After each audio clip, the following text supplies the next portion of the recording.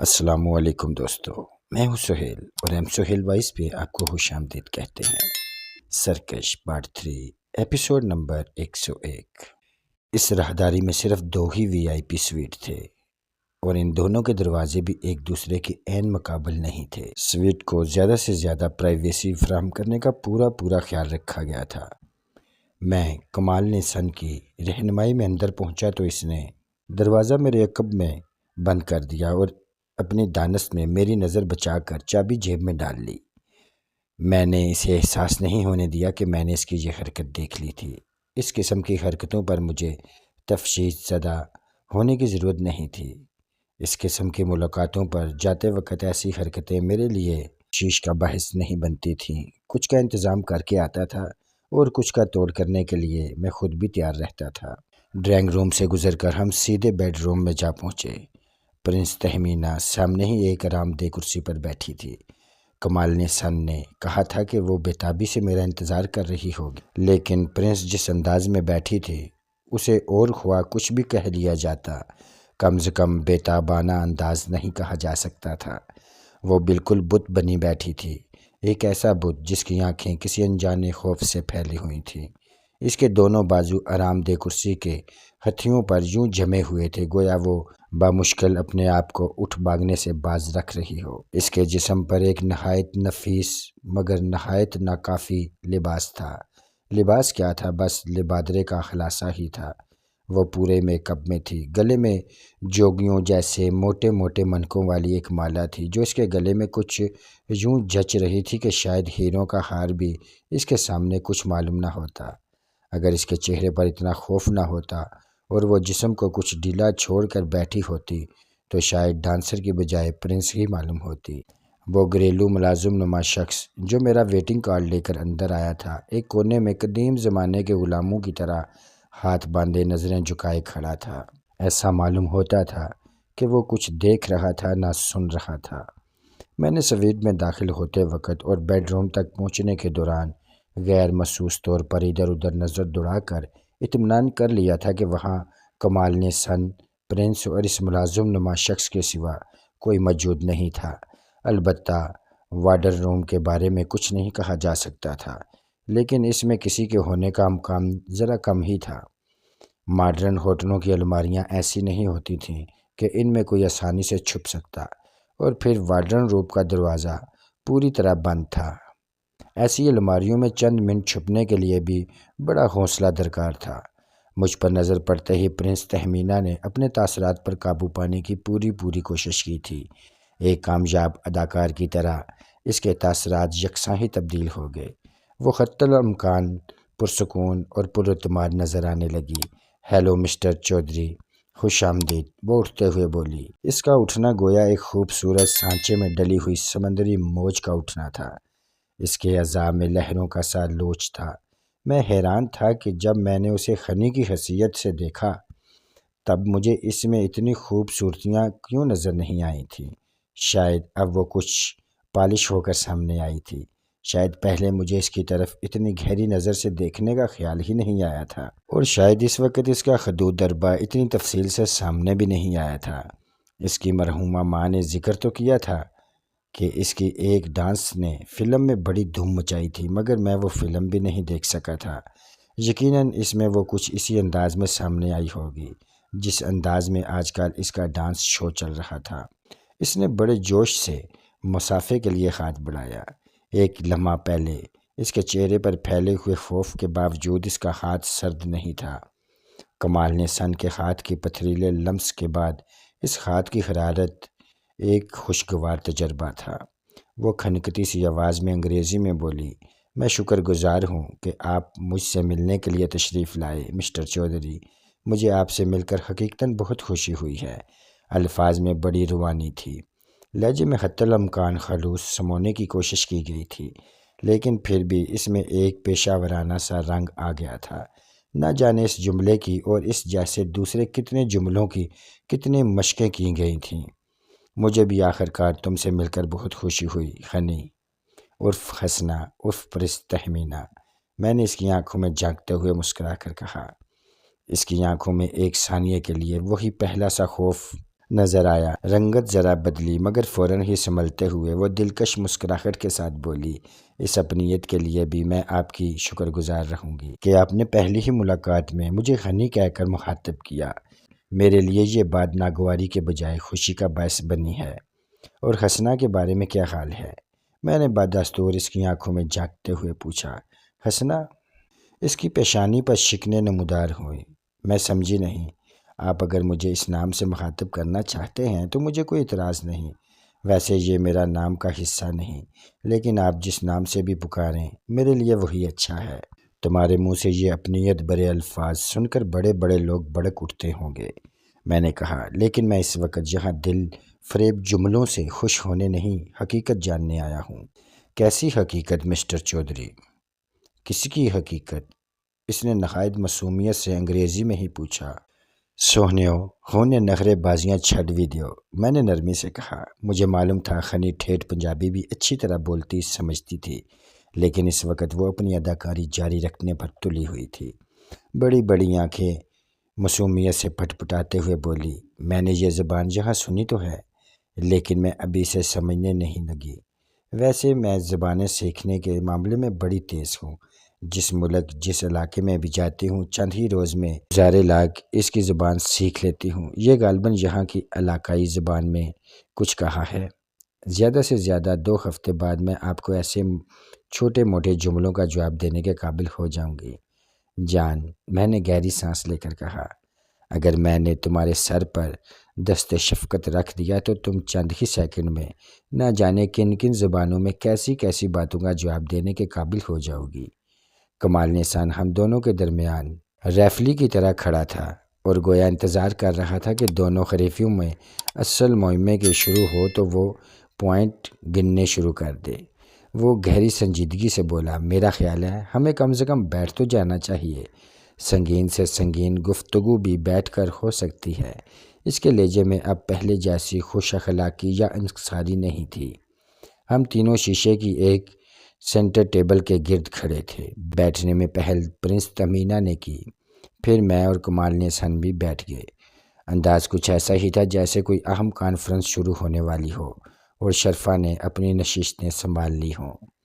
میں نے قدرے بیزاری سے پرنس تہمینہ کو مخاطب کیا، میں زیادہ لمبی باتوں میں پڑھنا نہیں چاہتا ہنی، تمہیں شاید اندازہ نہیں ہے کہ تمہاری گمشدگی سے میں کتنا پریشان تھا۔ کوئی ذرا سا سراغ بھی میرے سامنے ہوتا تو میں نہ جانے کیا کچھ کر گزرتا، لیکن سراغ کے بجائے اب تم خود ہی مجسم سامنے آ گئی ہو تو مجھے پہچاننے سے بھی منکر ہو۔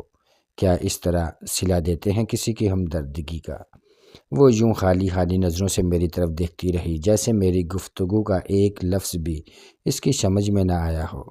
کمال نیسان کی پرسرار خاموشی بھی برقرار رہی۔ ایک لمحے کے لیے مجھے محسوس ہوا شاید وہ دونوں منتظر تھے کہ مجھے جتنا بولنا ہے میں بول چکوں تاکہ انہیں اندازہ ہو جائے کہ میں کیا جانتا ہوں، کتنا جانتا ہوں۔ وہ ایک لمحے کے لیے پیشانی مسل کر الجھن زدہ لہجے میں بولی، کیا آپ واقعی سنجیدگی سے یہ ساری گفتگو کر رہے ہیں؟ قسم سے ساری باتوں کے سر پیر کا پتہ نہیں چل رہا۔ ہنی، میں نے نرمی سے کہا، کیا تم ابھی تک اپنے آپ کو یقین دلانے پر تلی ہوئی ہو کہ میں نے تمہیں نہیں پہچانا؟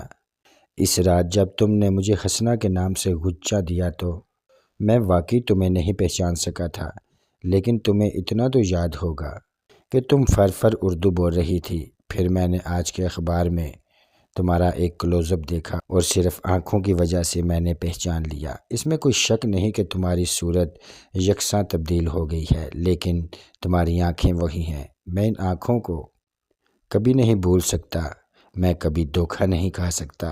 اب تو یہ آنکھیں اپنے پیشہ ورانہ تقاضوں یا کچھ اور مصلحتوں کی وجہ سے پل پل رنگ بدلتی ہیں۔ اس وقت ان بڑی بڑی آنکھوں میں صرف ایک بے ایوانی سی کشش رہتی تھی اور اسی لیے یہ آنکھیں مجھے بہت پسند تھیں، میرے دل پر نقش تھیں، اسی لیے میں نے انہیں پہچان بھی لیا، اسی لیے میں ان کے بارے میں اتنا پر یقین بھی ہوں۔ پرنس تہمینہ کے ہونٹ ایک لمحے کے لیے تھر تھرائے مگر اس نے انہیں سختی سے بیچ لیا۔ کمال نیسان کھنکار کر گلا صاف کرتے ہوئے بولا، جہاں تک میں سمجھ سکا ہوں آپ کو پرنس تہمینہ پر اپنی دوست کا گمان گزر رہا ہے مسٹر چودھری۔ جبکہ آپ یہ بھی تسلیم کر رہے ہیں کہ میڈم کی شکل آپ کی اس دوست سے بالکل مختلف ہے۔ آخر آپ میڈم سے اپنی بات منوانے پر کیوں تلے ہوئے ہیں؟ آپ کو میڈم کے چہرے پر صرف آنکھیں شناسا لگ رہی ہیں تو ان کو اپنے دوست قرار دینے پر باضد کیوں ہیں؟ اس دنیا میں تو بعض اوقات دو آدمی مکمل طور پر ایک دوسرے کے ہم شکل بھی نکل آتے ہیں، لیکن بہرحال وہ دو مختلف انسان ہوتے ہیں۔ میں نے کمال نیسان کو گھورتے ہوئے کہا، چلو یہ ہنی نہ سہی، کم سے کم ہنسنا ہونے کا تو اقرار کر لے۔ منگل کی رات 2 بجے یہ اسی شکل و صورت، اسی سرپا کے ساتھ ایک نیم تریخ گلی میں نظر آئی تھی۔ میں نے مختصر وہ واقعہ دہرایا اور زہریلے لہجے میں بتایا۔ اب تم کہو گے کہ وہ بھی کوئی اور عورت تھی۔ یہ ایک عجیب اتفاق ہو سکتا ہے، وہ ڈٹھائی سے بولا۔ آپ ایک عجیب کہانی لے کر ہمارے پاس آئے ہیں مسٹر چودھری، لیکن بہرحال زندگی اتفاقات کا ایک مجموعہ ہے۔ آپ ان ساری باتوں کو بھول کیوں نہیں جاتے؟ بھول جانے میں آپ کا کیا نقصان ہے؟ تو ہنی آپ کا کچھ لے کر باغی ہے اور نہ ہی حسنہ نے آپ کو کوئی نقصان پہنچایا ہے۔ مسٹر کمال نیسن، یا جو کچھ بھی تمہارا نام ہے، میں نے اسے گھورتے ہوئے سرد لہجے میں کہا، اگر میں تمہارے منہ پر مکہ مار کر تمہارے کچھ دانت پیٹ میں پہنچا دوں تو یہ محض اتفاق ہوگا۔ اس کا پتھریلا ہوا سا چہرہ بدستور شاپ رہا اور اسی شاپ لہجے میں وہ بولا، نہیں مسٹر چودھری، یہ اتفاق نہیں، غلطی ہوگی، ایک سنگین غلطی۔ تب بھی مجھے کوئی افسوس نہیں ہوگا، میری زندگی میں اس قسم کی سنگین غلطیوں کا انبار لگا ہوا ہے۔ میں نے کہا۔ وہ کچھ نہ بولا، ایک اٹک میری طرف دیکھتا رہا، لیکن اس کی آنکھیں بہت کچھ کہہ رہی تھیں۔ اس کی آنکھیں ایک ڈانسر کے مینیجر کی آنکھیں نہیں تھیں۔ میں نے ان آنکھوں کی صفاقی کا اندازہ لگاتے ہوئے کہا، مسٹر کمال نیسن، تمہارا کہنا ہے کہ میں صرف آنکھیں شناسا ہونے کے وجہ سے پرنس تہمینہ پر غنی ہونے کا شبہ کر رہا ہوں۔ بات صرف آنکھوں کی نہیں ہے، وجہ ان کی بھی ہے۔ میرا دماغ کہہ رہا ہے کہ یہ آنکھیں غنی کے سوا کسی کی بھی نہیں ہو سکتی، اور اب جب کہ میں اس عورت کے روبرو بیٹھا ہوں تو میں یقین سے کہہ سکتا ہوں کہ یہ غنی کے سوا کوئی ہو ہی نہیں سکتی۔ مجھے اس گہرے میک اپ اور خوشبوؤں تلے سے غنی کے وجود کی خوشبو آ رہی ہے۔ انسان ان گنت خوشبوئیں استعمال کرتا ہے، مگر اس کے اپنے وجود کی بھی ایک الگ بدبو یا خوشبو ہوتی ہے۔ اس کے بارے میں کوئی مجھے دھوکہ نہیں دے سکتا۔ اس معاملے میں میری قوت شناسا بہت تیز ہے۔ لیکن مسٹر چودھری، کمال نیسن بدستور پرسکون لہجے میں بولا، پرنس تہمینہ ایک عالمی شہرت یافتہ شخصیت ہیں۔ ان کے پاس پاسپورٹ ہے۔ 8 سال سے اسٹیج کی دنیا میں اس نام کی دھوم مچی ہوئی ہے۔ دنیا کے تقریباً 40 ملکوں میں میڈم اپنے فن کا مظاہرہ کر چکی ہیں۔ وہاں کے اخباروں رسالوں میں ان کے فن کے مظاہروں کی ایک تاریخ محفوظ ہے۔ یہ شخصیت کوئی راتوں رات تو اٹھ کر سامنے نہیں آ گئی، جو آپ ایسا بے سر و پیر قسم کا دعویٰ کر رہے ہیں۔ ہاں، کام تو یقیناً پکا کیا گیا ہے، میں نے تسلیم کیا۔ یہی گتھی سلجھانے کے لیے تو میں آیا ہوں۔ عین ممکن ہے اصلی پرنس تہمینہ کو غائب کر دیا گیا ہو اور اس کی جگہ اس عورت کو سامنے لایا گیا ہو۔ کاغذات یا پاسپورٹ اور دیگر سب چیزیں پرنس تہمینہ کی، میرا مطلب ہے اصل پرنس تہمینہ ہی کی چل رہی ہوں۔ میرے خیال میں تم جن لوگوں کی نمائندگی کر رہے ہو، ان کے لیے تو یہ اور اس قسم کے ہزاروں دوسرے کام بائیں ہاتھ کا کھیل ہیں۔ اور آپ کے خیال میں کن لوگوں کی نمائندگی کرتا ہوں؟ مسٹر چودھری، وہ ایک اٹک میری طرف دیکھتے ہوئے سرگوشی کے سے انداز میں بولا۔ اس کی آنکھیں سانپ کی معلوم ہوتی تھیں، گو کہ وہ گول نہیں تھی، مگر وہ انہیں جھپکتا ہی نہیں تھا۔ شاید اس وقت جھپکتا تھا جب میری نظر اس کی طرف نہیں ہوتی تھی۔ کاش مجھے ان کے بارے میں صحیح طور پر کچھ معلوم ہوتا۔ میں نے ٹھنڈی سانس لے کر کہا، صرف ایک نام اب تک سامنے آیا ہے، شاید وہ بھی فرضی ہو، لیکن مجھے یہ اندازہ ضرور ہو گیا ہے کہ وہ معمولی لوگ نہیں ہیں اور معمولی چکروں میں نہیں ہیں۔ کوئی بہت ہی بڑا سیٹ اپ ہے اور بہت ہی بڑے مقصد ہیں۔ لیکن تم انہیں میری طرف سے بھی پیغام دے دینا۔ اگر تمہاری بہت اونچی سطح تک رسائی ہے تو ان سے کہہ دینا کہ وہ مجھے انڈر ایسٹیمیٹ نہ کریں، مجھ سے پنگا نہ لیں، مجھے میرے حال پر چھوڑ دیں، مجھے اذیت پہنچانے کے لیے نئے نئے طریقے اختیار نہ کریں اور مجھے بلیک میل کرنے کے لیے میرے دوستوں اور ہمدردوں کو اذیتیں نہ دیں۔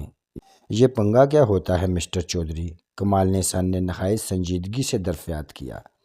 میں نے اپنی گفتگو میں اس لفظ کا انگریزی میں ترجمہ نہیں کیا تھا۔ جو بات اصل میں تھی وہ ترجمے میں آ نہیں سکتی تھی۔ پنگا بس پنگا ہی ہوتا ہے۔ جب انسان لے چکتا ہے تبھی اس کی سمجھ میں آتا ہے کہ اس نے دراصل پنگا لیا ہے۔ عام طور پر اس کے بارے میں پہلے سے خبردار کرنے سے انسان خبردار نہیں ہوتا۔ میں نے وضاحت کی۔ آپ فیکشن مائنڈڈ آدمی معلوم ہوتے ہیں چودھری، وہ ٹھہرے ٹھہرے لہجے میں بولا۔ اتنے بڑے آدمی بننے کے بعد آپ کو بہت پولیٹیکل ہونا چاہیے تھا، لیکن معلوم ہوتا ہے کہ آپ کا ذہن افسانوں میں الجھا رہتا ہے۔ زندگی کسی جاسوسی ناول، جرم و سزا کی کہانیاں یا فلم سے بہت مختلف ہوتی ہے۔ آپ بہت سیدھی سادی چیزوں میں پیچیدگیاں ڈھونڈنے کے عادی معلوم ہوتے ہیں۔ مسٹر کمال نیسن، مجھے زندگی کے بارے میں سبق پڑھانے کی کوشش مت کرو۔ میں بہت اچھی طرح جانتا ہوں زندگی کیا ہوتی ہے اور کیا نہیں۔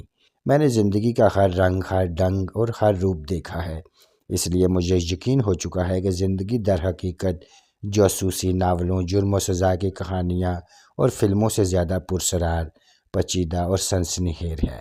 لیکن ہر ایک کی زندگی نہیں۔ زندگی اپنی پراسراریت، اپنی پیچیدگیوں اور اپنے سنسنی کے اظہار کے لیے کسی کسی کو منتخب کرتی ہے۔ وہ بدستور ایک اٹک میری طرف دیکھ رہا تھا۔ میں نے بات جاری رکھی۔ میں جب نوعمر تھا، غریب تھا، تب فیکشن مائنڈڈ تھا، خیالوں خوابوں کی دنیا میں کھویا رہتا تھا۔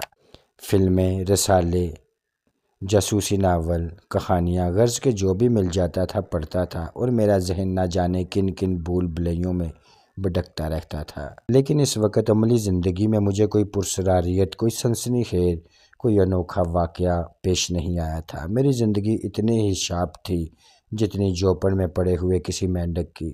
ذرا چھلانگ لگائی تو ایک قدم آگے ہو گئے، پھر ذرا پھدک کے تو 2 قدم پیچھے ہو گئے، اور سوچا کہ بس یہی کل کائنات ہے۔ عجیب و غریب اور الجھے ہوئے واقعات تو مجھے اس وقت سے پیش آنے شروع ہوئے ہیں جب سے میں دولت مند ہوا ہوں، معاشرے میں مجھے کوئی مقام حاصل ہوا ہے۔ اس سے پہلے کہ کمال نیسن مزید کچھ کہتا، میں نے پرنس تہمینہ کی طرف دیکھا۔ وہ ذرا پھیلی پھیلی سی آنکھوں سے میری طرف دیکھ رہی تھی۔ میں نے کمال کی طرف اشارہ کرتے ہوئے تہمینہ کو مخاطب کیا۔ ہنی، تمہیں اس سے یا کسی سے بھی ڈرنے کی قطعی کوئی ضرورت نہیں۔ تم پر جو بھی گزری ہے بلا جھجک مجھے بتا دو۔ یہاں نہیں بتا سکتی تو گھر چل کر بتا دینا، میں تمہیں لینے ہی آیا ہوں۔ میرا خیال تھا کہ ہنی عرف پرنس تہمینہ کمال کی طرف التجائی نظروں سے دیکھے گی۔ وہ اسے آنکھوں ہی آنکھوں میں کوئی دھمکی دے گا اور وہ دل کی بات کہتے کہتے رہ جائے گی، لیکن وہ اس کے برعکس دھیمی سی آواز میں بولی، میں کمال کی بات کی تاکید کروں گی۔ آپ کو یقیناً غلط فہمی ہوئی ہے۔ آپ کو بیک وقت مجھ پر 2 مختلف شخصیتوں کا گمان گزر رہا ہے، جبکہ میں اصل میں تیسری شخصیت ہوں، یعنی پرنس تہمینہ۔ اس کے سوا میرا کوئی اور نام یا کوئی اور شخصیت نہیں ہے، اور نہ ہی کبھی رہی ہے۔ میں آپ کی تصورات کو دھچکا پہنچانے کے سلسلے میں معذرت خواہ ہوں، لیکن میں مجبور ہوں۔ میں بھلا آپ کی انہونی سی باتوں کو کیوں کر تسلیم کر لوں؟ بات ہی ایسی ہے کہ میں محض آپ کا دل رکھنے کو بھی اسے تسلیم نہیں کر سکتی۔ گویا جس پر یقین تھا وہ پتا بھی ہوا دے رہا تھا۔ ٹھیک ہے، جیسے تم دونوں کی مرضی۔ میں نے تو سوچا تھا کہ ہنی اگر میری کوششوں سے اپنے گھر پہنچ جائے اور سکون عافیت سے آئندہ زندگی گزار سکے تو اس کے عوض میں بلیک باکس ان لوگوں کے حوالے کر دوں گا جس کو ان کی تلاش ہے۔ میرے لیے ہنی زیادہ اہم تھی، وہ بلیک باکس نہیں۔ میری نظر میں یہ سودا برا نہیں تھا، لیکن تم دونوں تو حقیقت تسلیم کرنے کے لیے تیار ہی نہیں ہو۔ میں اٹھ کھڑا ہوا۔ ٹھہرو مسٹر چودھری، کمال نیسن تیزی سے بولا۔ پہلے تو اس کی آنکھیں ہی عجیب لگ رہی تھیں کہ سانپ کی طرح وہ پھنکتا نہیں تھا۔ اب مجھے اس کی آواز بھی سانپ کی پھنکار سے ملتی جلتی محسوس ہوئی۔ میں نے چڑھانے کے سے انداز میں مسکراتے ہوئے اس کی طرف دیکھا۔ وہ اپنی جگہ سے اٹھے بغیر بولا، اب بلیک باکس کا ذکر آ ہی گیا ہے تو تم اتنی آسانی سے نہیں جا سکتے۔ کون روکے گا مجھے؟ میں نے اس کی طرف تھوڑا سا جھکتے ہوئے پوچھا۔ تم یا تمہارے وہ جیلی گارڈ جو باہر کھڑے ہیں؟ سنجیدہ گفتگو شروع ہونے کے بعد وہ خوش اخلاقی سے بانچے پھیلانے کی اداکاری بالکل بند کر چکا تھا۔ اب پہلی بار اس کے چہرے پر معمولی سی مسکراہٹ ابھری، لیکن یہ مسکراہٹ بس ایسی ہی تھی جیسے کسی مجسمے نے کسی ہلکے پھلکے جادو کے زیر اثر اپنے ہونٹوں کو حرکت دینے کی کوشش کی ہو۔ میں تمہارے بارے میں بہت کچھ سن چکا ہوں مسٹر چودھری۔ اب کچھ یقین سا آنے لگا ہے کہ وہ درست ہی ہوگا۔ تمہارا دماغ بہت تیز ہے، بالکل درندوں کی طرح، جو بہت سی ایسی باتیں محسوس کر لیتے ہیں جن کا بظاہر کوئی جواز نہیں ہوتا۔ تم نے ہمارے سارے گارڈوں کی شکلیں تو نہیں دیکھ رکھی ہوں گی، لیکن تم نے محسوس کر لیا۔ ایک ثانیے کی خاموشی کے بعد وہ ہاتھوں کی انگلیاں ایک دوسرے میں پھنساتے ہوئے بولا، لیکن اس صورت میں تمہیں ان سے زیادہ خطرہ محسوس کرنا چاہیے کہ وہ گارڈ نہیں ہیں۔ پرائیویٹ سیکورٹی ایجنسیوں کے گارڈ بھی بلا کوئی گارڈ ہوتے ہیں۔ ان میں اور تمہارے ملک کے پولیس میں کوئی خاص فرق نہیں ہے۔ یہ سب وہ پتلے ہیں جو پرندوں کو ڈرانے کے لیے کھیتوں میں کھڑے کروائے جاتے ہیں۔ ان سے صرف پرندے ہی ڈرتے ہیں، درندے نہیں۔ لیکن وہ جو باہر کھڑے ہیں، ان سے درندوں کو بھی ڈرنا پڑتا ہے، کیونکہ وہ عجیب ہی چیز ہیں، بس آنکھیں بند کر کے حکم کی تعمیل کرتے ہیں، درندوں سے بھی بدتر ہیں۔ میں نے قدرے بیزاری سے کہا، بس زیادہ تعریفوں کی ضرورت نہیں، مجھے یقین ہے کہ وہ اس وقت کھڑے نہیں لیٹے ہوئے ہوں گے۔ تمہارا کہنا شاید درست ہو کہ وہ آنکھیں بند کر کے حکم کی تعمیل کرتے ہیں، لیکن اس وقت ان کی آنکھیں حقیقتاً بند ہو گئی ہیں۔ کیا مطلب؟ اس کی پیشانی پر شکنم میں ایک اور شکن نمودار ہوئی۔ اس سویٹ کے سامنے والا بھی وی آئی پی سویٹ ہے نا؟ میں نے اس کے سوال کا جواب دینے کی بجائے پوچھا۔ اس نے الجھن امیز انداز میں اس بات میں سر ہلایا۔ اور تم اپنے گارڈ کی جتنی تعریفیں کر رہے تھے، اس سے مجھے وہ بھی وی آئی پی محسوس ہونے لگے تھے۔ چنانچہ انہیں وی آئی پی سویٹ میں پہنچا دیا گیا ہے۔ وہ اس وقت بیڈ پر اوندے لیٹے آرام کر رہے ہوں گے۔ ان کے ساتھ تھوڑی سی زیادتی ضرور ہوئی ہوگی کہ ان کے ہاتھ پشت پر باندھ دیے گئے ہوں گے، اور عین ممکن ہے پاؤں بھی باندھے ہوئے ہوں۔ ان کے لیے پیشگی معذرت خواہ ہوں۔ یہ کیا بکواس ہے؟ وہ برہمی سے بولا، اور اس کے پتھریلے ہوئے نقوش میں ایک لخت چال سا آ گیا۔ یہ بکواس نہیں، چند چھوٹی چھوٹی تبدیلیاں ہیں جو باہر رونما ہو چکی ہیں، لیکن تم یہاں ہونے کی وجہ سے انہیں دیکھ نہیں پا رہے۔ میں نے نرمی سے کہا، اور تم کیا انہیں دیکھ رہے ہو؟ اس نے طنزیہ سے لہجے میں پوچھا۔ تقریباً یہی سمجھ لو، میں نے جواب دیا۔ میں جب وقت کا تعین کر کے اپنے آدمیوں کو کوئی کام بتا کر آتا ہوں تو آنکھیں بند رکھتے ہوئے بھی مجھے یقین ہوتا ہے کہ وہ کام اسی طرح ہو رہا ہوگا۔ میں نے اطمینان سے کہا، مگر سامنے والے سویٹ میں تو کوئی غیر ملکی ٹھہرا ہوا ہے۔ کمال اپنی برہمی پر قابو پاتے ہوئے بولا، وہ آج شام جا چکا ہے۔ انہوں نے معلوم کر لیا تھا، وہ کچا کام نہیں کرتے۔ میں اب بھی دیکھ لیتا ہوں۔ وہ اٹھنے لگا۔ میں نے اسے بیٹھتے رہنے کا اشارہ کرتے ہوئے کہا، اس زحمت کی ضرورت نہیں، تمہیں ایک معزز آدمی کی بات پر یقین کرنا چاہیے۔ ویسے بھی شاید کسی کو اس وقت تمہارا اس کمرے سے باہر جانا پسند نہ ہو۔ میں نے دروازے کی طرف اشارہ کیا۔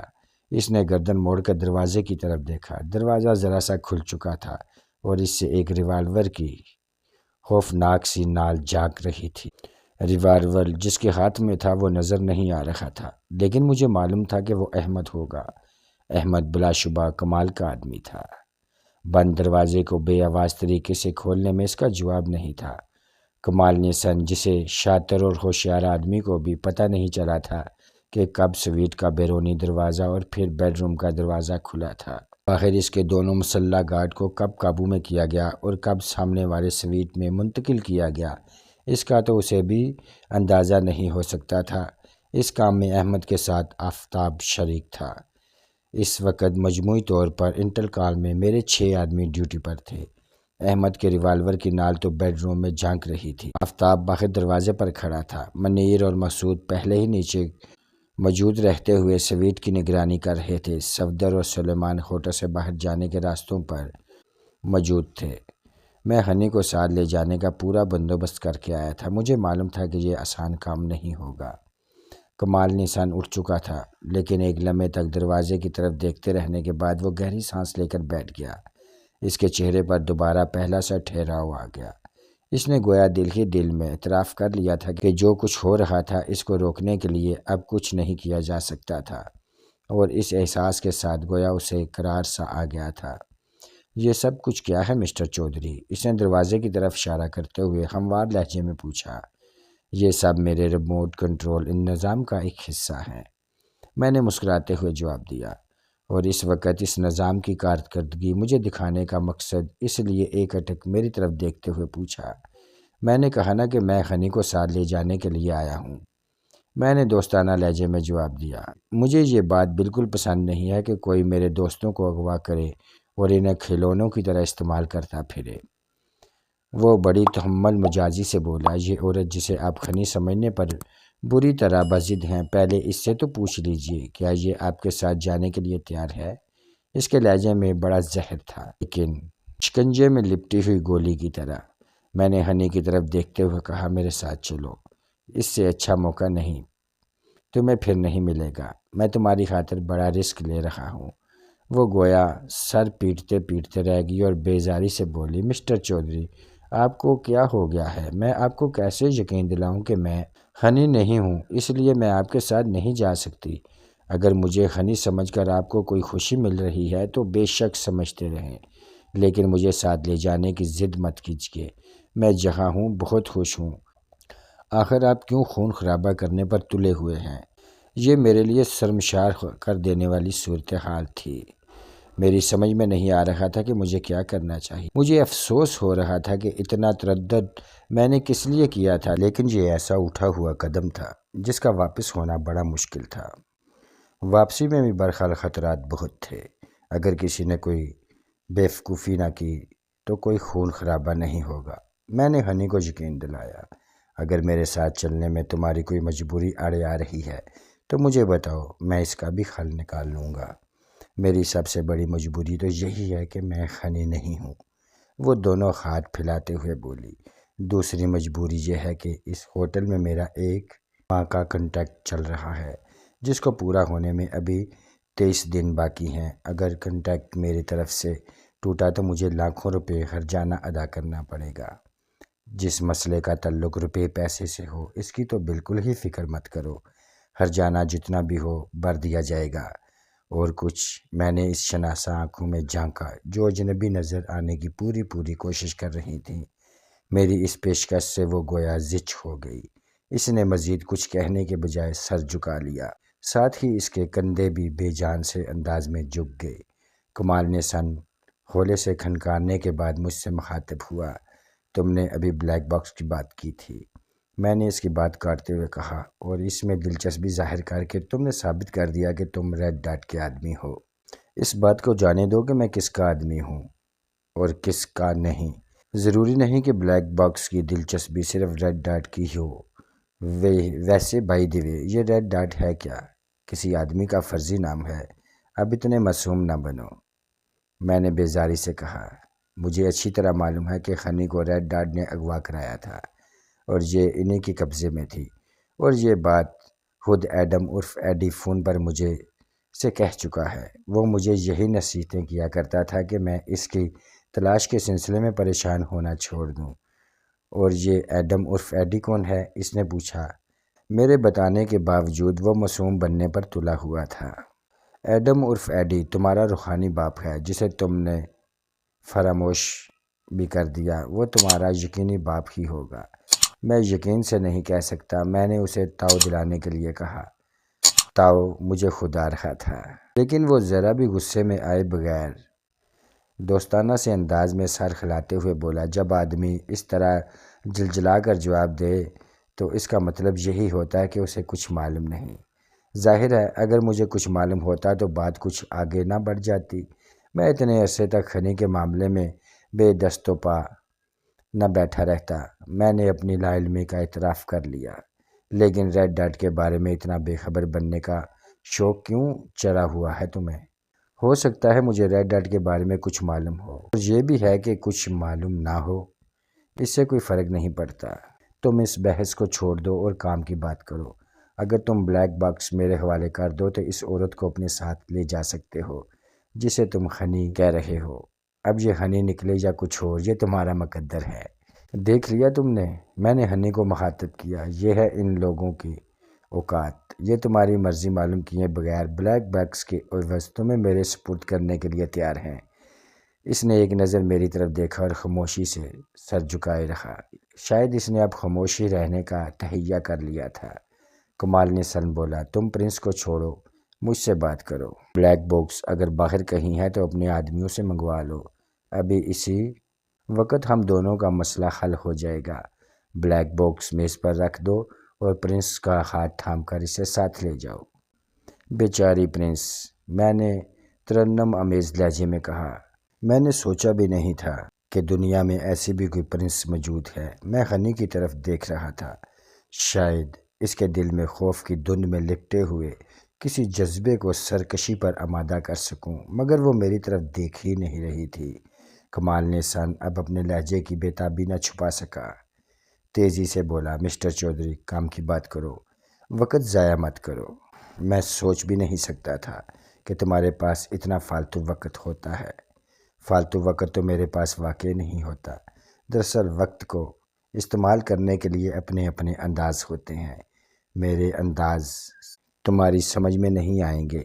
کام کی بات کے بارے میں گزارش یہ ہے میرے بھائی کہ میں بلیک باکس تمہارے حوالے کر ہی نہیں سکتا۔ اس کی وجہ واحد یہ ہے کہ وہ میرے پاس ہے ہی نہیں۔ تو تم جھوٹ بول رہے تھے؟ اس کے پتھریلے ہوئے چہرے پر ایک بار پھر زلزلے کے سے آثار نمودار ہوئے۔ یہی سمجھ لو میں بلف کر رہا تھا۔ جرائم پیشہ لوگوں کے ساتھ بلف کرنا میرا مشغلہ ہے، میں نے اطمینان سے کہا۔ دوسری بات یہ کہ تم تو اس وقت شرط عائد کرنے کی پوزیشن میں ہی نہیں ہو۔ غنی عرف پرنس تہمینہ کو تو میں ہر حال میں ساتھ لے کر ہی جاؤں گا۔ شاید اپنے یا میرے گھر پہنچنے کے بعد اسے یاد آ جائے کہ یہ واقعی غنی ہے۔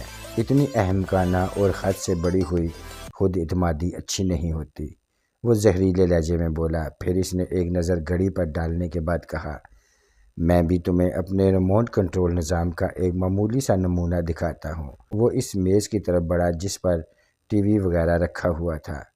کوئی احمقانہ حرکت نہ کرنا مسٹر نیسن، میں نے خبردار کیا۔ گن کی جو نالی دروازے سے جھانک رہی ہے یہ محض دکھاوے کے لیے نہیں ہے، یہ گولی بھی اگلتی ہے۔ تمہاری ذرا سی غلط حرکت تمہارے لیے موت کا پیغام ثابت ہو سکتی ہے۔ دروازے کی طرف پشت نہ کرنا اور نہ ہی میری طرف۔ اس نے ترچھی نظر سے میری طرف دیکھا۔ اسے احساس نہیں ہو سکا تھا کہ کب میرے ہاتھ میں مشین پسٹل آ چکا تھا۔ اس کی نظر میں میرے اس پسٹل کے لیے بھی اور دروازے سے جھانکتی ہوئی نال کے لیے بھی بے پناہ حقارت ابھری تھی۔ دو بڑے آدمیوں کو بات چیت کرتے وقت اس قسم کے کھلونوں سے ایک دوسرے کو محبوب کرنے کی کوشش نہیں کرنی چاہیے۔ وہ بولا، یہ چھوٹے لوگوں کے کام آنے والی چیزیں ہیں، کیا تم ان پر بہت زیادہ بھروسہ کرتے ہو مسٹر چودھری؟ بھروسہ تو میں صرف اوپر والے پر کرتا ہوں، میں نے درویشانہ انداز میں انگلی اٹھا کر چھت کی طرف اشارہ کرتے ہوئے کہا۔ وہ عجیب سے انداز میں مسکرایا اور بولا، ہو سکتا ہے ان کھلونوں کی موجودگی میں بھی تم اس ہوٹل سے باہر نہ جا سکو۔ اگر میں ہوٹل سے باہر نہ جا سکا تو ہوٹل ملبے کا ڈھیر بن جائے گا ڈیئر کمال نیسن، میں نے مسکراتے ہوئے کہا۔ دیکھا جائے گا، وہ بے پرواہی سے کندھے اچکا کر بولا، لیکن تمہارے لیے میرا مشورہ یہی ہے کہ زیادہ بڑی بڑی باتیں مت کیا کرو۔ محتاط انداز میں وہ اسی طرح ٹی وی کی طرف بڑھا کہ اس کے ہاتھوں کی حرکات سکناک دیکھی جا سکیں۔ اس نے ٹی وی ٹرالی کھولی، اس میں وی سی آر رکھا ہوا تھا۔ کمروں میں رکھے ہوئے ٹی وی ہوٹل کی ایک مرکزی وی سی آر سے منسوب تھے، لیکن وی آئی پی سویٹ میں ایک الگ وی سی آر کی موجودگی کوئی حیرت کی بات نہیں تھی۔ وہ سویٹ میں قیام کرنے والوں کا اپنا بھی ہو سکتا تھا اور یہ بھی ممکن تھا کہ ہوٹل والوں نے فراہم کیا ہو، مگر ذرا توجہ سے دیکھنے پر مجھے اندازہ ہوا کہ وہ وی سی آر سے کچھ مختلف تھا۔ وہ سائز میں وی سی آر جتنا ہی تھا، لیکن اس کا سوئچ پینل بہت مختلف تھا اور اس پر کام دینے والی ایک چھوٹی سکرین بھی موجود تھی۔ سوئچوں اور سرخ سبز لائٹوں کی تعداد بھی زیادہ تھی۔ میرے اندازے کے مطابق وہ close up circuit T V کے نظام کو چلانے والا ایک مختصر مشین تھی اور اس دور کے لحاظ سے جدید ترین تھی۔ اس نے مشین کا ایک بٹن دبایا اور ٹی وی آن کیا۔ اس کی سکرین روشن ہوگی، لیکن اس پر کوئی منظر نہیں ابھرا۔ مانیٹر کی چھوٹی سکرین بھی سادہ ہی تھی۔ کمال نیسن ایک نظر میری طرف دیکھ کر بولا، ہم نے اس سویٹ کا انتخاب صرف اس لیے نہیں کیا تھا کہ یہ اہم شخصیات کے لیے محفوظ ہو، لیکن ہمیں اس کا محل وقوع بھی پسند تھا۔ دو طرف سے یہ اوپن ہے، تمہارے آدمیوں کو بھی یہ آسانی محسوس ہوئی کہ وہ نیچے کمانڈور میں 2 مختلف مقامات پر کھڑے ہو کر اس پر نظر رکھ سکتے تھے، لیکن اسی طرح ہمارے لیے بھی ان پر نظر رکھنا آسان تھا۔ انہی دونوں سمتوں میں اس سویٹ کی کھڑکیوں میں 2 کیمرے نصب ہیں جن کا تمہارے آدمیوں کو علم نہیں۔ مجھے حیرت کا تھوڑا سا تکلیف دہ جھٹکا لگا۔ پرنس تہمینہ کی سویٹ کی نگرانی منیر اور مقصود کر رہے تھے۔ میرا خیال تھا کہ ان کے بارے میں کسی کو شبہ تک نہیں ہوگا کہ وہ کسی کی نگرانی کر رہے ہیں۔ کمال نے سن گویا میرے خیالات پڑھتے ہوئے بولا، ویسے تمہارے آدمیوں کی کارکردگی ہے بہت عمدہ، ان پر کوئی کسی قسم کا شبہ نہیں کر سکتا، لیکن انہیں بلکہ تمہیں بھی ابھی تک اندازہ نہیں ہے کہ تمہارا واسطہ کن لوگوں سے ہے۔ اس نے ایک بار پھر گھڑی دیکھی اور مشین پر ایک بٹن اور دبایا۔ اسکرین تاریک ہو گئی۔ کمال ایک اور بٹن کو بار بار دباتے ہوئے بولا، تمہارے دونوں آدمی اس وقت اندھیرے میں ہیں، لیکن ہمارے کیمرے اندھیرے میں بھی دیکھ سکتے ہیں۔ انہیں یہیں سے اسی مشین کے ذریعے حرکت بھی دی جا سکتی ہے۔ کیمرہ ابھی تمہارے آدمیوں کو تلاش کر لے گا۔ اسکرین پر تاریکی ہلکی ہو چکی تھی۔ اچانک ایک ہولہ نمودار ہوا اور کیمرے میں ٹھہر گیا۔ ایک لمحے بعد وہ ہولہ اور اس کے آس پاس کا منظر کافی صاف ہو گیا، تقریباً اتنا ہی واضح جتنا ہمارے ہاں فلموں میں رات کا منظر دکھایا جاتا ہے۔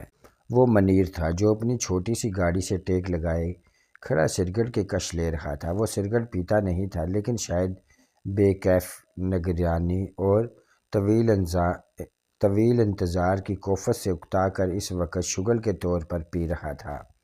کمال نے سن نے ایک اور بٹن دبایا۔ منظر بدل گیا۔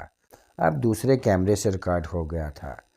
یہ کمانڈور کا ایک اور گوشہ تھا جہاں پتھر کی بینچ بھی پڑی تھی اور تھوڑی سی روشنی بھی تھی، جس کی وجہ سے منظر روشن نظر آ رہا تھا۔ مقصود پتھر کی بینچ پر پشت سے ٹیک لگائے ٹانگ پر ٹانگ رکھے بے فکرے نوجوان کی طرح غالباً سیٹی بجا رہا تھا۔ اس کے ہونٹوں کی حرکات سے تو یہی ظاہر ہو رہا تھا۔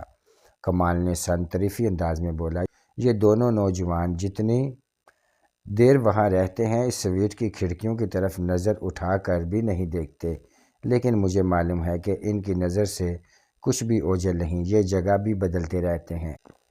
انہیں معلوم ہوتا ہے کہ کس وقت سیڑھیوں کا چکر لگانا چاہیے، کتنی دیر میں لفٹوں کا جائزہ لیتے رہنا چاہیے۔ احتیاطاً انہوں نے سیکنڈ فلور پر ایک کمرہ بھی لے لیا ہے تاکہ ہوٹل میں ان کی موجودگی اور ادھر ادھر آمد و رفت مشکوک نظر نہ آئے۔ انہیں ہمارے فلور پر روم مل سکتا تھا، لیکن انہوں نے جان بوجھ کر نہیں لیا تاکہ ہم سے آمنا سامنا ہونے کا امکان کم رہے۔ وہ بالکل اسی اعتماد سے بیان کر رہا تھا جیسے منیر اور مقصود کی حرکات اور سکنات سے، اس کی سوچوں سے بھی واقف ہو۔ مجھے افسوس ہو رہا تھا میں نے بلا شبہ منیر اور مقصود کا وقت اور توانائی ضائع کی تھی۔ کمال نے سن بات جاری رکھتے ہوئے بولا، اس میں شک نہیں کہ میری اور پرنس تہمینہ کی جگہ کوئی اور ہوتا اور وہ اس چکر سے نکلنا چاہتا تو ان دونوں کی نظروں میں آئے بغیر نہیں نکل سکتا تھا، لیکن ہمارا مسئلہ یہ تھا کہ ہمیں تو اس ہوٹل سے فی الحال نکلنا بھی نہیں تھا، اور اگر ہم نکلنا چاہتے تو تمہاری یہاں کھڑی کی ہوئی پوری بٹالین بھی ہمیں نہیں روک سکتی تھی۔ ہمیں خام خواہ گراؤنڈ فلور تک چھتوں میں سوراخ کر کے اور زمین کے نیچے بھی جانا پڑتا تو ہم چلے جاتے، لیکن ہمیں اس کی ضرورت نہیں تھی، اور ہمیں چونکہ تمہاری آمد کی توقع بھی تھی اس لیے ہم اس کے لیے بھی تیار تھے، لیکن ہمیں یہ معلوم نہیں تھا کہ تمہاری آمد کا انداز کیا ہوگا۔ صرف اسی لیے باہر کھڑے ہوئے ہمارے 2 آدمیوں کو ذرا تکلیف اٹھانی پڑی، لیکن اس سے کوئی فرق نہیں پڑتا۔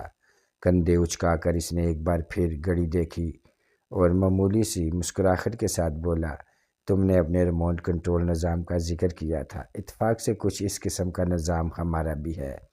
اب ذرا اپنے آدمیوں کا حشر بھی دیکھ لینا، وقت تو ہو گیا ہے۔ اسکرین پر اب بھی مقصود بینچ پر بیٹھا سیٹی بجاتا دکھائی دے رہا تھا۔ اچانک بینچ کے نیچے سے گہرے رنگ کے کسی چست قسم کے لباس میں ایک شخص سانپ کی طرح بل کھا کر نکلا۔ اس نے مقصود کے عقب میں سر ابھارا تھا۔ اپنے سائے سے بھی باخبر رہنے والا مقصود اس کی موجودگی سے آگاہ نہیں ہو سکا تھا۔ اس شخص کا چہرہ اسکرین پر نظر نہیں آ رہا تھا۔ کیمرے کا زاویہ کچھ ایسا تھا، لیکن میں نے اسے پیپ یا ڈنڈے جیسی کوئی چیز جو زیادہ لمبی نہیں تھی مقصود کے سر پر رسید کرتے ہوئے دیکھا۔ مقصود کے سر پر کیے جانے والے اس وار کی چوٹ مجھے اپنے دل پر محسوس ہوئی، لیکن اب کچھ بھی نہیں کیا جا سکتا تھا۔ مقصود کی گردن ڈھیلے ڈالے انداز میں ایک طرف کو جھک گئی، مگر اس سے پہلے کہ وہ بینچ پر ڈیر ہو جاتا، اس شخص نے عقب سے اس کے گلے میں بازو ڈال کر بے رحمی سے اسے کھینچ لیا اور دوسرے ہی لمحے وہ دونوں کیمرے کی آنکھوں سے اوجھل ہو گئے۔ کمال نے سر نے پہلے والا بٹن دبایا۔ کیمرہ منیر کی کار پر آیا، لیکن اب منیر وہاں نہیں تھا۔ احاطے کے فرش پر ایک سگرٹ پڑی اب بھی سلگ رہی تھی اور ٹی وی کی اسکرین پر چنگاری کی طرح دکھائی دے رہی تھی۔ کمال نے اطمینان بھرے انداز میں گہری سانس لے کر بولا، یہ تو پہلے ہی روانہ ہو چکا ہے۔ میرا اندازہ تھا کہ منیر پر وار کرنے کے لیے آدمی اس کی کار کے نیچے سے برآمد ہوا ہوگا۔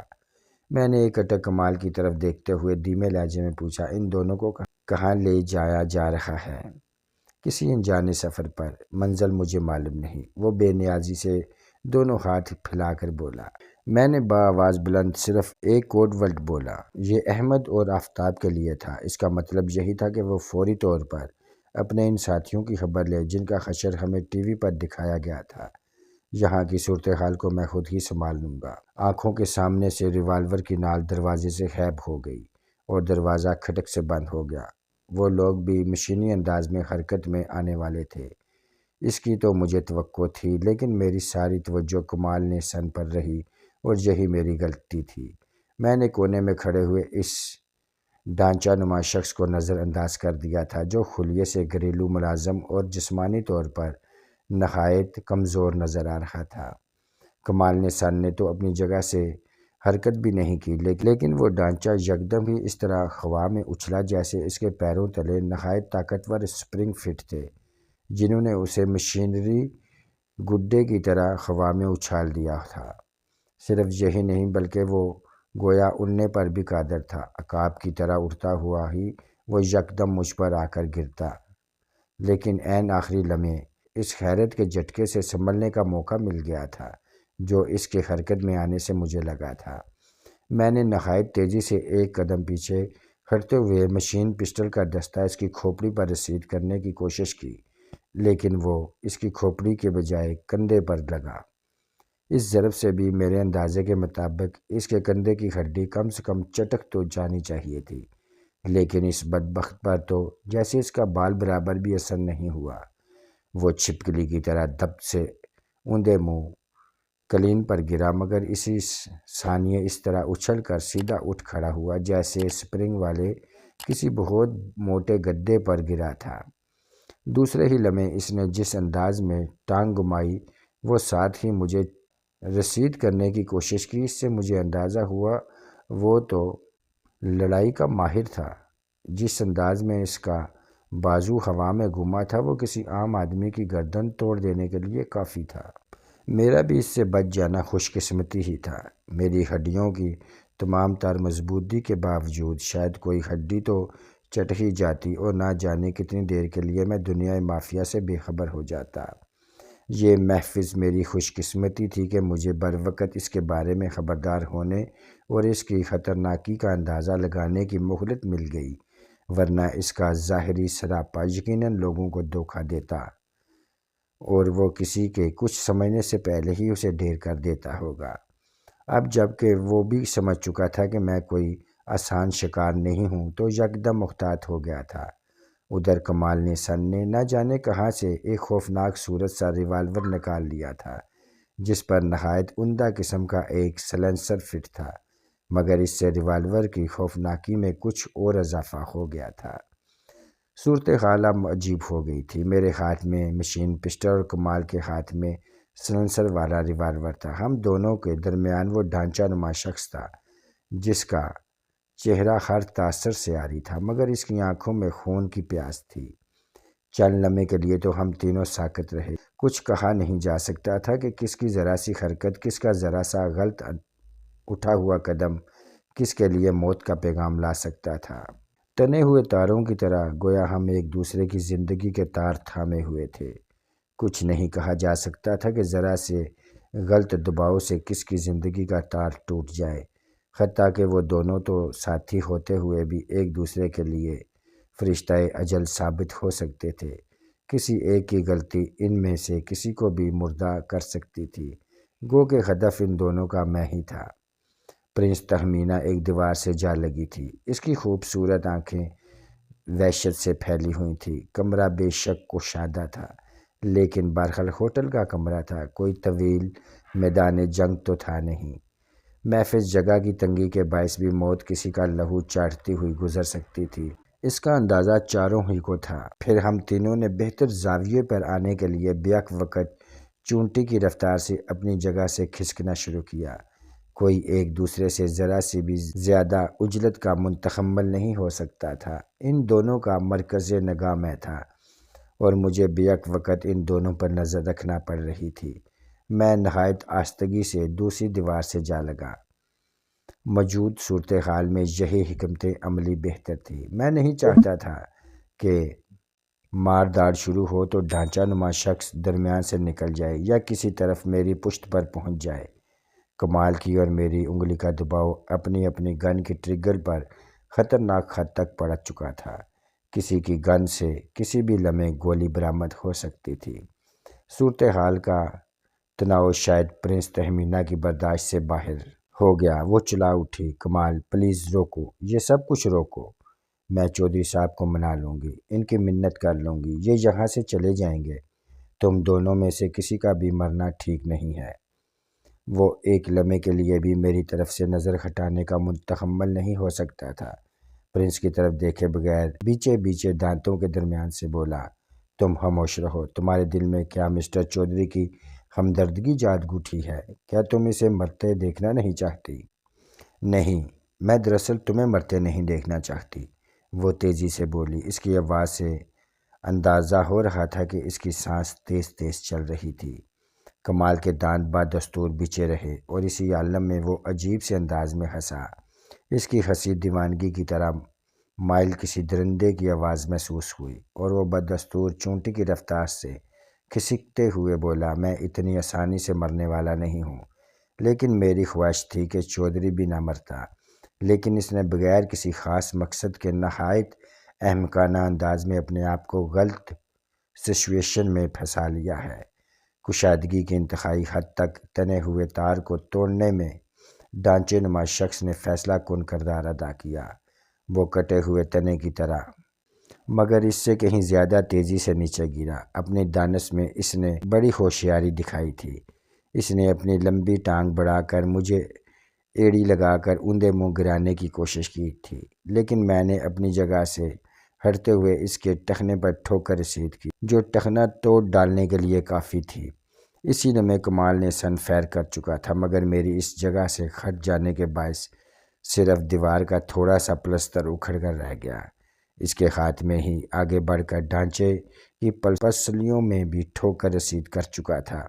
اگر مجھے دوسری ٹھوکر رسید کرنے میں ایک ثانیے کی بھی تاخیر ہوئی ہوتی تو وہ اچھل کر دوبارہ کھڑا ہو چکا ہوتا۔ وزن تو اس کا کم ہی تھا، میری پوری قوت سے رسید کی گئی ٹھوکر نے اسے تقریباً 1 فٹ اچھال دیا تھا۔ اس کے ساتھ ہی شاید میں کمال پر بھی فائر کر چکا ہوتا، لیکن اسی لمحے ایک اور ایسی حرکت ہوئی جو میرے لیے قطعی غیر متوقع تھی۔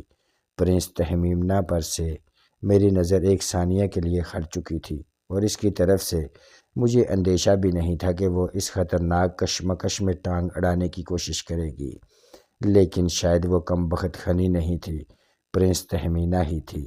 سب کام ایک ساتھ ہی ہو رہے تھے۔ اسی لمحے وہ بھی نہ جانے کہاں اپنا چھوٹا سا پستول نکال چکی تھی، جو میں نے بعد میں دیکھا۔ مجھے پتہ بھی نہ چلا کہ محض پٹاخہ چلنے جیسا ایک ہلکا سا دھماکہ ہوا اور پسٹل میرے ہاتھ سے نکل گیا۔ تو دوستو، آج کی ویڈیو میں بس اتنا ہی۔ ملتے ہیں انشاءاللہ نیکسٹ ایپیسوڈ میں۔ اپنا خیال رکھیے گا۔ اللہ حافظ۔